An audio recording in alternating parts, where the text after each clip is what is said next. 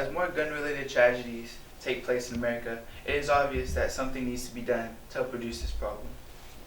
But banning and taking away guns in full is not the correct solution. According to the factcheck.org, an FBI survey of 63 active shooters in the U.S. between 2000 and 2013 found that 62% of suspects showed signs of a disturbed mental health.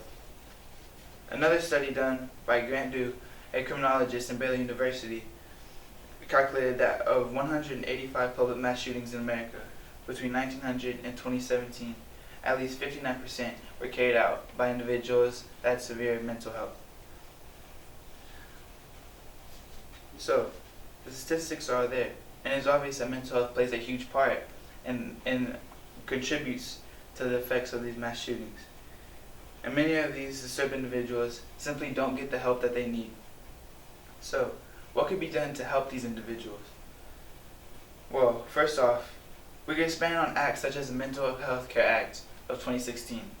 This act mainly served to combat eating disorders and aimed to expand access to mental health services just for that.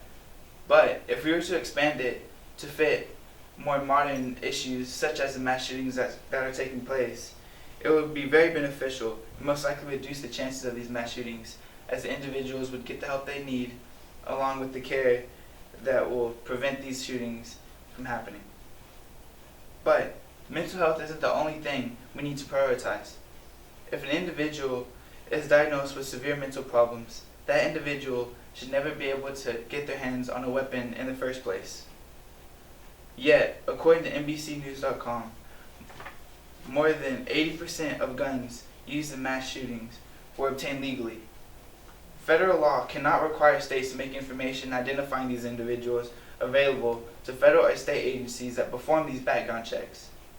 And many states fail to voluntarily report the necessary records to the FBI's National Instant Criminal Background Check System, especially with respect to people who have been diagnosed with severe mental health disease.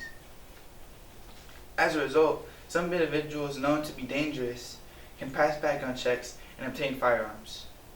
In April 2007, Suengu Cho shot and killed 32 people and injured 17 others before fatally taking his life on a college campus in Blacksburg, Virginia. Cho was in fact prohibited from purchasing a firearm because of history of mental illness. Yet, the unstable gunman was able to purchase firearms through 2 licensed dealers and pass 2 background checks. This is obviously a huge problem.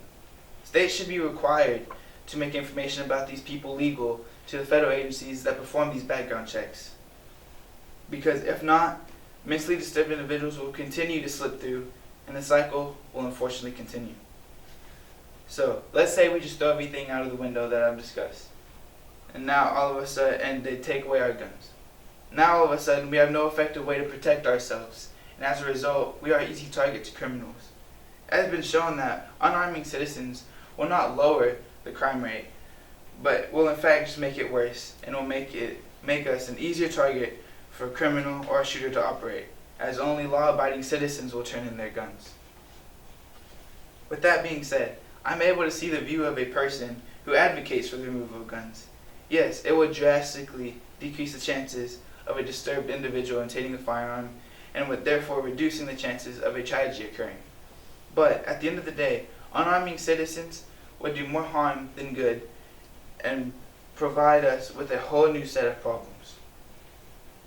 Mass shootings in America is a very real and serious problem that we face today, but I feel like we are focusing on the wrong solution. Instead of trying to take weapons away from the American people, why don't we focus on the real problems, such as lack of effective background checks and lack of accessibility to mental health care treatment.